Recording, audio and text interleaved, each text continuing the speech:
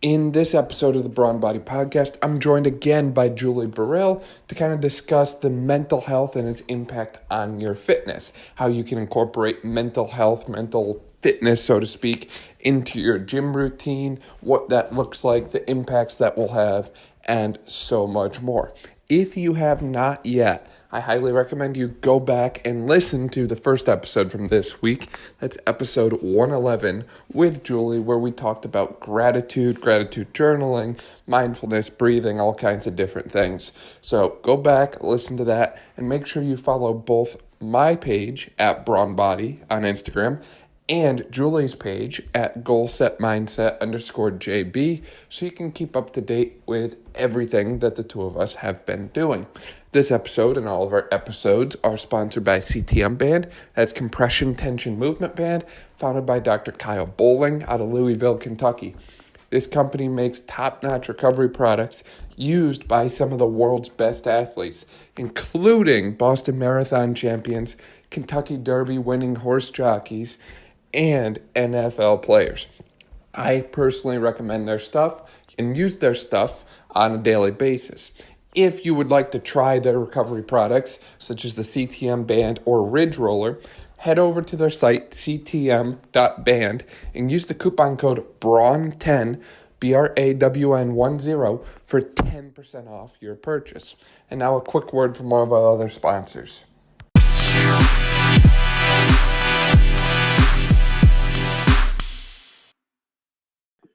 Julie, welcome back. Excited to have you again. Thanks for having me back on. So, kind of talking about going off of what we talked about on Monday, we were really focusing in on the mental aspect of life and mindfulness and gratitude. When it comes to training, physical training in something like the gym or on the sports field, whatever it is, you and I both know that mental battles tend to be just as big, if not bigger, than the physical ones. I wasn't going to bring it up, but I'll throw it out there. We all obviously see what happened with Simone Biles in the Olympics. So I feel like in general, people tend to focus more on the physical side of things when it comes to sports and fitness and life in general, right? Everyone wants to be bigger or faster or stronger or more athletic or leaner or more cut or ripped or whatever. Kind of with that, do you feel like there's kind of, well, there's an overemphasis on the physical side of things and a neglect of the mental side of things? Would you kind of agree with that, or would you have anything different to offer in that regard? I agree that the mental athlete is like a very overlooked thing. I think it's not necessarily anybody's fault. I mean, it's a whole lot easier to focus on physical achievements. There's things that you can see, there are things that you can measure. And in athletics, that's how you win and lose, right? It's numbers and things that are measured. So it makes sense to a degree that that's what athletes focus so much on, and that's how we compare ourselves. But what I really find interesting is how much mental and physical readiness and mental and physical strength intertwine and support each other for an athlete. You know, you can have one without the other. You can be a successful athlete physically without being a successful athlete mentally. But when you do combine those two things and when you really leverage mental practice, it's amazing how much further you're going to end up, and how much happier you are in the process, you know? For sure.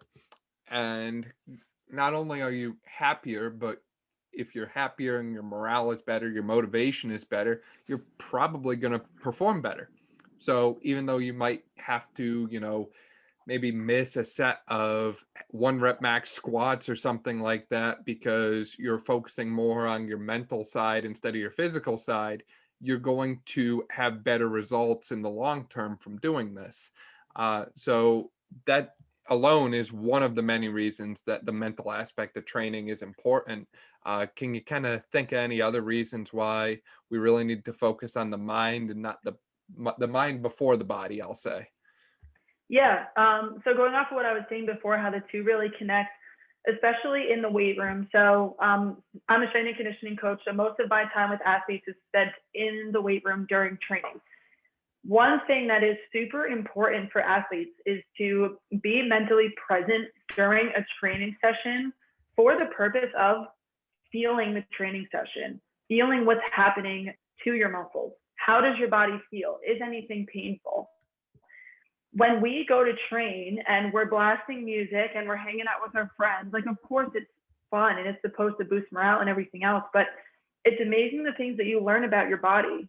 And I speak this from experience personally and also as a coach. You learn so much more and understand so much more about movement when you're mentally present in that moment. So I like to give a lot of cues to my athletes about what they should be feeling, or breathing through an exercise, or, focusing on posture, these little things that when you direct your brain's attention to something happening in your body, it improves not only your understanding of what's supposed to be done, but improves your performance of that task. And that, of course, can translate over to the field. There's so much research on flow state and achieving flow state during a high stake performance. The only time you're ever going to find that flow state and experience peak performance is if you're practicing it readily. So even when you're in the weight room and you're not in competition, or throughout the rest of your day, you need to be mentally present and mentally working on these strategies so that when game time comes around, your brain can just snap right into, flow state mode, and it comes naturally. For sure.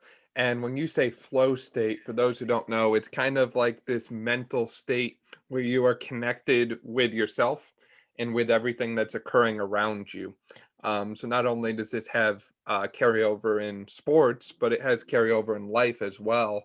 I was fortunate enough during my first clinical to work with a lot of people in the military. And this is something that they give the snipers a lot of breath work and a lot of kind of training to get into this flow state. Because if you need to hit a target over a mile away, that's a lot of cognitive pressure and mental kind of fortitude that you need to have in order to get this one shot lined up perfect. So achieving a state of flow, or a state of, I guess, one of the other kind of trendy terms is to say Zen. And I don't want that to get taken the wrong way, but just a state where you are aware and in tune with yourself and what's happening around you. It's going to have so many positive impacts across all aspects of your life. And like we talked about on the Monday episode, this is something that so many people are missing right now because we're constantly drowned out by other things. Just like you mentioned, whether it be music or people or just looking at the screen, or, have to record this exercise or this PR so I can post it on Instagram, right? We're all guilty of stuff like that sometimes, but it's important to remember the importance of unplugging and focusing on the present moment as well. So with that in mind, how have you been shifting the paradigm in Scranton, where you're acting as a strength coach for some different collegiate athletes? How are you kind of getting them to buy into, right now we're not going to do 1 rep max squats and deadlifts. We're going to breathe and feel ourselves through a 50% rep max squat? Or how are you going to get people to realize, like, sitting down and breathing for 2 minutes is more important than, 2 minutes on the massage gun or something like that? Yeah, it's definitely hard because athletes, like, you want to do the sexy stuff. You want to do the PRs. You want to do the stuff that you can post on Instagram. And not every athlete wants to listen to, all this research-based stuff like you and I get excited about and believe it, but your average athlete isn't going to care. So the way that I do that is I do a lot of like team building type exercises throughout a training season, where I have athletes, we spend an entire training day scattered throughout the weight room, doing things in groups, but also doing things individually. And I will ask them like a series of questions and basically invoke self-reflection as a group and as an individual. So setting goals for themselves in the short term, setting specific achievable goals, asking them, what kinds of exercises make you feel good? Or what kinds of exercises are we doing in here that are really difficult for you? And kind of just getting a gauge on, not only to help me on like how they feel about the training, but for them to take a second and think about like, how am I doing? And find those things that they're proud of. My favorite day during a training season is max testing day. And It's not because I want to see how much my athletes can lift necessarily or focus on the numbers or anything, but there's something about that energy when an athlete realizes that they're proud of the work that they put in and that they've made progress. And I'm very intentional with my athletes about looking at them and saying to them, like, be proud because nobody did this but you. You are in full control of the effort that you put in, and that's going to show. And it's a really good way to mesh that whole physical and mental performance. I've done some meditation stuff, I've done some breathing stuff, and a lot of my research on this has kind of been more so the last couple of months. So I'm really looking forward to this upcoming season and, putting them into practice even more. But I guess the biggest thing is, like, you got to start somewhere, and it doesn't take a lot. It's a couple minutes in the beginning of the session, just talking to the athletes. As coaches, it's so easy to just like bark orders and be like, all right, here we go. You're going to do this. You're going to do that. But giving athletes the opportunity to think about and express how they're feeling and what they think and what makes them feel good, it is so much more powerful when they feel comfortable and they feel some, sense of autonomy throughout their training. Right. Shift the locus of control back to them.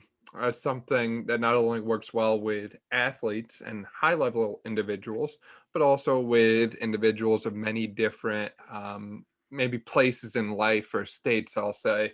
So I was fortunate enough to work with PT about 2 or 3 times who treats people who have trauma, whether it be emotional or chronic or whatever it might be. And a lot of times, kind of overcoming traumatic experiences or different things in life, it starts with one thing. And it could just be, like you just said, taking a couple minutes and thinking about, 1 or 2 questions and coming up with an answer for them, whether that's verbal, whether that's writing it down.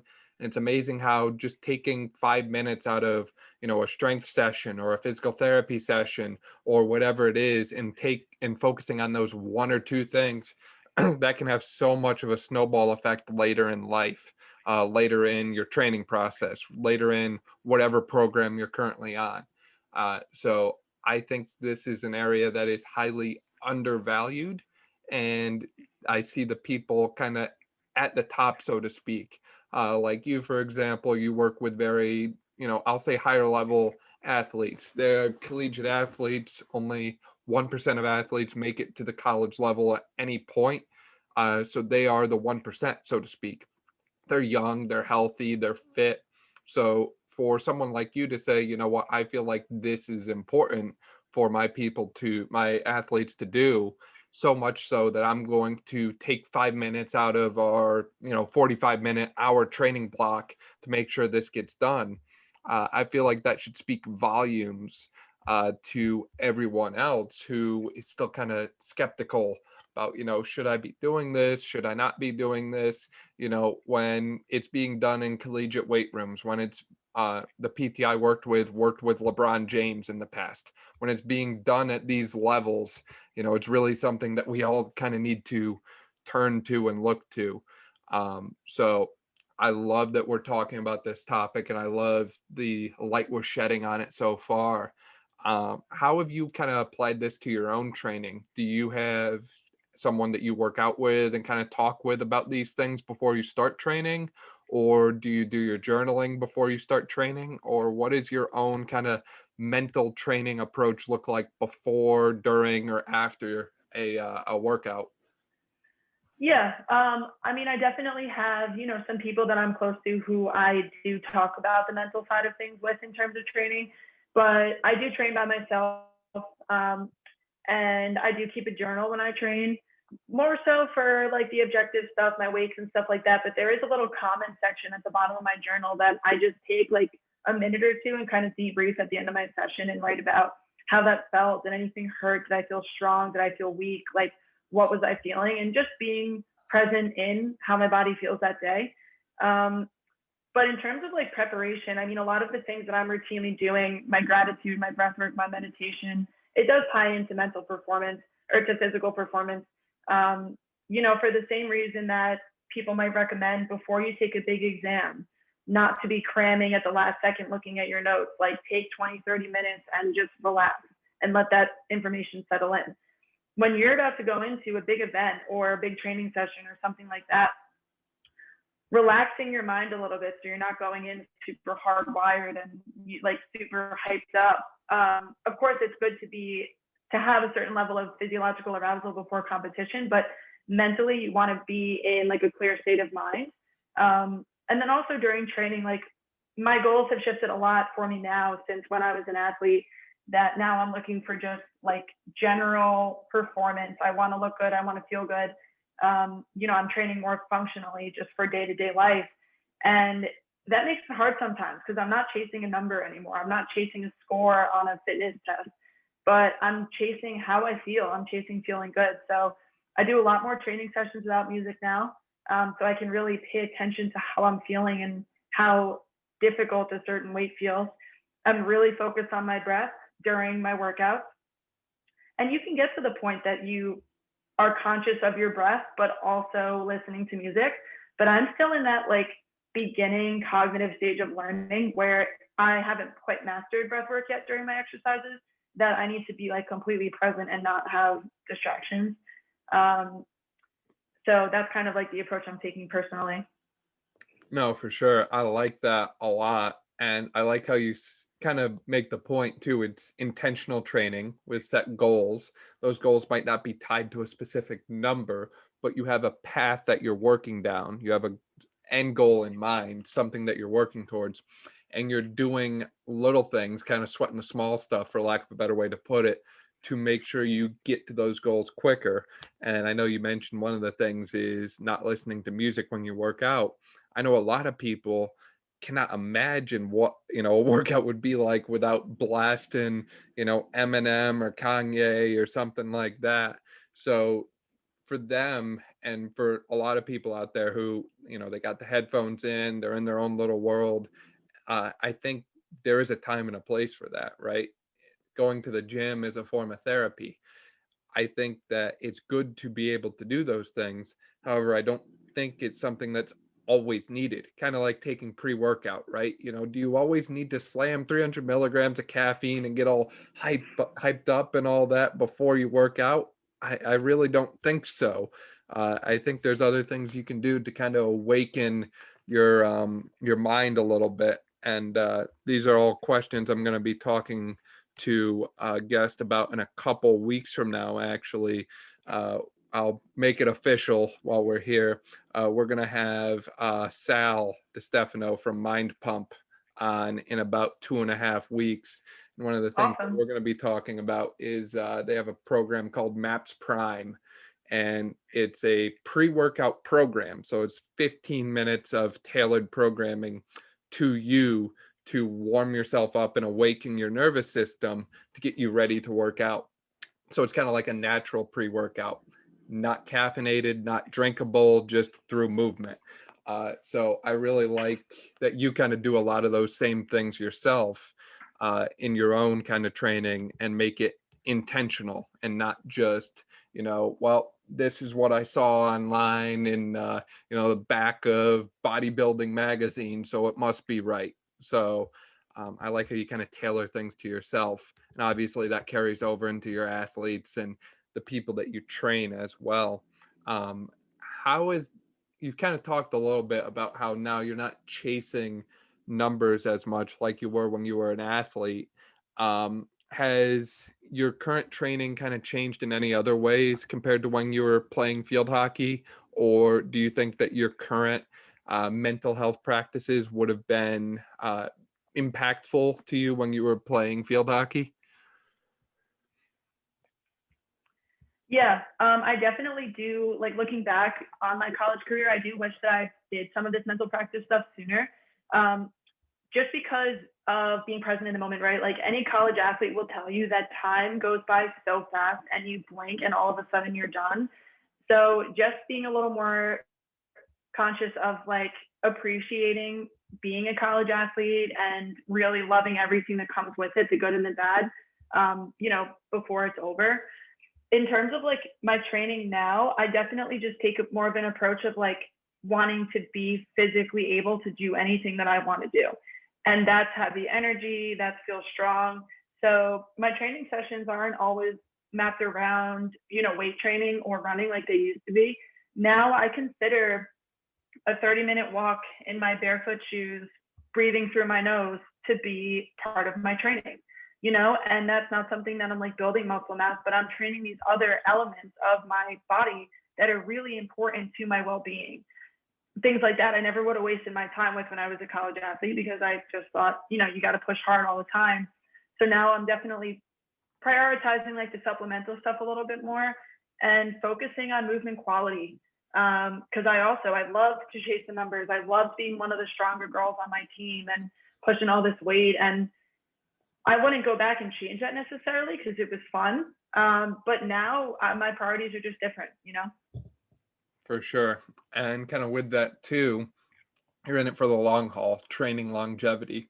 And if you want to be the strongest person, you need to have some kind of focus on longevity, because you can't just, make all kinds of strength and performance gains overnight and wake up the next day and be, so much stronger. You have to be able to not just deadlift once, but deadlift, thousands and thousands of repetitions.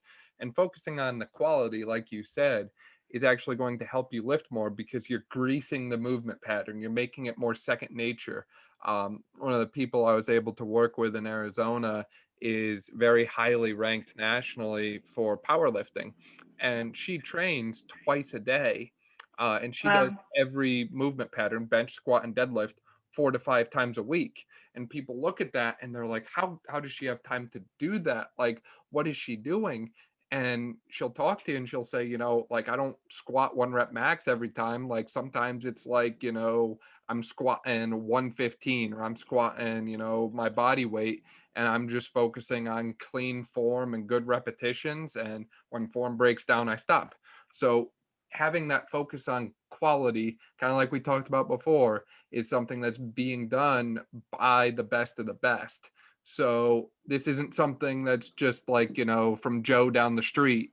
This is like legitimate, it's evidence-based, and it's being used by the high-level individuals. So this is something that, if you're listening, if you're not focusing on quality and you're letting form slip out the door, if you're not sweating the small stuff, if you're constantly, cranking up the volume and just drowning out that connection that you have with yourself, if you're not paying attention to your breathing, if you're not monitoring your exertion level throughout exercise and how that might relate to other factors like sleep or heart rate variability, you're not going to get your peak potential. And if you don't want your peak potential, that's okay. Not everyone has to be a world-class performer or athlete, but a lot of people I talk to want the best out of themselves. So if you want the best, you have to be willing to work harder. Yeah, another thing that I look forward to like shedding more light on as I go forward in my career, is talking about all of the elements that go into human performance, right? We're talking about mental strategies and, of course, physical training in the gym, but I've become super fascinated by and passionate about the other 20, 21, 22 hours of an athlete's day and the impact that that has on their ultimate performance. So that's things like sleep and nutrition and stress management and, breathing and mental health, like we talked about. But it is astronomical, the performance enhancing effect that those variables can have if you do the simple stuff right.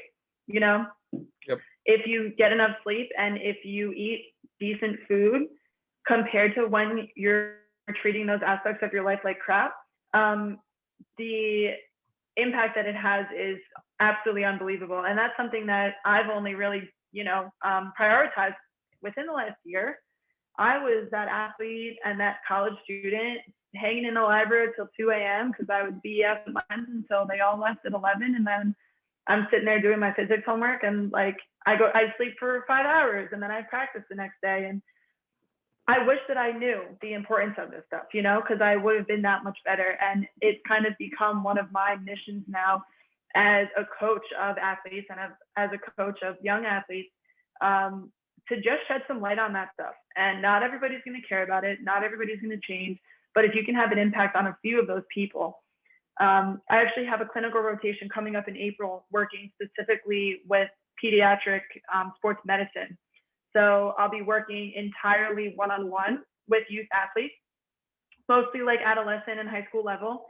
And I could cry about my excitement because I'm finally going to have the opportunity to spend enough time with an athlete to talk about these things in a way that they're going to understand, meet them where they're at. And I really am hopeful with the different things that are coming out that in the next 10 to 15 years, this stuff is going to be talked about a lot more. There's no doubt in my mind that coaches are already doing it more so, but it's just really cool how much it enhances, and it's all free, and all you need is yourself and your body and your mind. And I'm really, really, passionate about teaching as many athletes as I can about those topics. For sure. I can't echo that loudly enough. I was someone who this past year, I kind of refocused my time during college, and I'd always kind of gotten to bed early, gotten up early, but I spent more time reading, just pleasure reading. I spent more time just kind of mindfulness and mental health practice and that sort of thing. And I spent less time studying. And I guarantee you, anyone listening to this right now who's in college is going to, they're going to go into heart palpitations after hearing that. But I spent less time studying and I did better in school. So when I did study, it was higher quality time, and I was mentally just more there. It's not about the amount of time you spend studying, but the quality of time. And I like how you mentioned too, the tie over with athletic performance. I point people to, some of the pioneers of this stuff. You look at Wim Hof. Well, the dude hiked up Mount Everest in nothing but his shorts. He didn't have a shirt on, nothing. And you look at him and you don't think he looks like an extreme athlete, but he did it through a lot of proper diet, proper mindfulness practice, connecting his brain with his body. He also ran a marathon in the Sahara Desert without water, which running a marathon in itself is an accomplishment for most people, but running it in the hottest place on earth without water, that's a whole nother level. So the kind of stuff we're talking about here is being used by extreme athletes, not just Wim Hof, but Sammy Inkinen when he rode from California to Hawaii, Ben Greenfield when he ran an ultra marathon without actually running in his training to prepare for it. The list goes on and on of, high level people who do these crazy things. And it's all because of not their physical prep, but the other 80%, right? An hour, 2 hours in your gym or an hour, 2 hours a day in the gym or doing some kind of physical prep is 10 to 20% of your day. So that other 80 to 90% is arguably more important. And again, this isn't just for athletic performance and training, but it's for all aspects of life, right? So if we take physical therapy, if you have muscle imbalances, you're not going to correct them in 1 hour a week. You're going to need them to improve their sitting posture. You're going to need them to improve their ergonomics at work. If they're sitting down for 8-10 hours a day, you're going to have to consider all these different things and not just what you can do in 1 hour's time. If you're an athlete looking for the edge, it's not just, what you do in the gym, it's what you eat. It's everything that Julie just said. So I think as we start to focus more and more, like you said, just echoing what you said, as we focus more and more on the bigger picture of time blocks and the quality of what we do when we are working on that performance piece, I think we can make even bigger strides and gains moving forward in whatever we're doing, compared to those who just kind of keep pushing the envelope, so to speak. So just go for more heavy reps, just go to the dining hall and eat whatever, don't worry about sleep, don't worry about breathing, that sort of stuff. So yeah, that's awesome stuff. Do you have anything else to add to that? Yeah, I will. I will say actually this past semester, one of my previous professors from undergrad invited me to speak to his strength and conditioning class and basically was like, hey, I follow your page. You're doing a lot of cool stuff. Talk about whatever you want. So I put together a huge presentation about the importance of recovery. And I broke it up into 3 main topics. I talked about sleep, nutrition, and like active recovery and movement. And I absolutely loved every second of giving this presentation, but I was really, really pleasantly surprised by the number of students who reached out to me afterwards to ask me questions or sending me an email saying like, hey, I'd love to talk to you about your journey. And like, there were a handful of sophomores and juniors in that class who looked at me and were like inspired by what I was teaching them. And it was the coolest thing 3-4 years prior. And talking to these athletes about these elements that are so important in coaching and training, and them actually getting excited by it.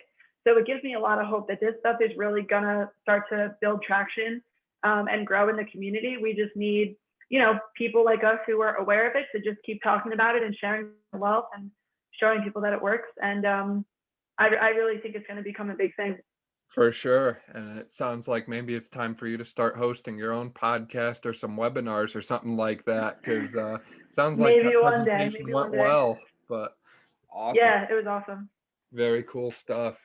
Julie, any closing remarks or anything else you'd like to share about kind of that mental side of training? Yeah, one more thing that I'll say is when, speaking to any coaches or trainers out there that are working with athletes, we probably could all agree that one of the reasons why we became a coach is because we love helping people. We want to help people become better. We want to help athletes become better. And what I like to think about is, although we're training athletes, there's a very, very, very small amount of athletes that are an athlete forever, right? Most athletes maybe make it through high school, a small percent make it through college, and then a very small percent make it past that. So considering that, when you're training your athletes, I want you to think about the fact that you're helping them become a better person, not a better person to others, but a better person for themselves and to themselves. When I look back on my days as a college athlete, I was not anywhere close to the star of my team. I barely got playing time, and I'm very transparent about that. But what I am so grateful for my college journey is that being a college athlete taught me that I really loved training. What I loved about playing college field hockey wasn't really the field hockey. It was the being on a sports team and working towards goals and getting stronger and pushing myself. And looking at my life now, I'm like, you know what?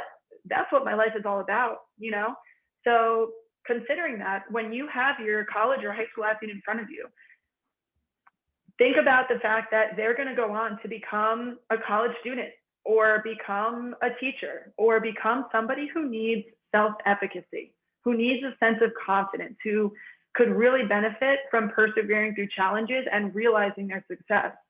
And that's why mental strategies within training are so important. One day your athlete's going to step on the field or the court for the last time, and then all of a sudden your training isn't going to matter. They might never pick up a weight again. But if you can have an impact on their sense of self-efficacy, their sense of confidence, their sense of achieving a goal, that's going to take them through life. I train athletes in Scranton who, it's a Division III school. Some of these athletes are amazing and could have played at a higher level. And some of them are like me and just wanted to keep playing their sport. And those are the athletes that I love working with, because their PR on a squat might not be anywhere near their teammate, but they feel amazing. And they're going to chase that feeling for the rest of their life in whatever else they do. So that's what really lights me up, is like, do I love going to the games and then seeing them crush the other team? Like, hell yeah.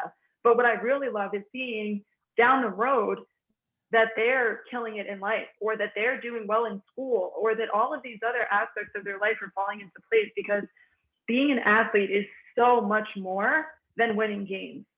And that's how I feel. For me, it was never about scoring the goal, because I never was on the field to do it. But for me, I prioritize my physical health and my physical training more than a lot of other girls that I played with, because that was always the priority for me, So that was like a little bit long-winded remark, but seriously, a challenge for all of the trainers and coaches out there. And know that the person standing in front of you is so much more than an athlete. That's only a very small sliver of their identity. So help them realize that they can push through challenges, that they can conquer their goals. For sure. Training for life, as I like to call it. Hell yeah, training for life. That's what I'm always saying. Julie, with that, thank you so much for your time. For those listening, make sure you go follow Julie on Instagram if you haven't already. You can find her at goalsetmindset_JB. You can also kind of click on the link in the show notes or on my own Instagram, and you'll be able to get to her page through there. Julie, always a pleasure to see you. Thank you so much again for your time. You too, Dan. Thanks a lot.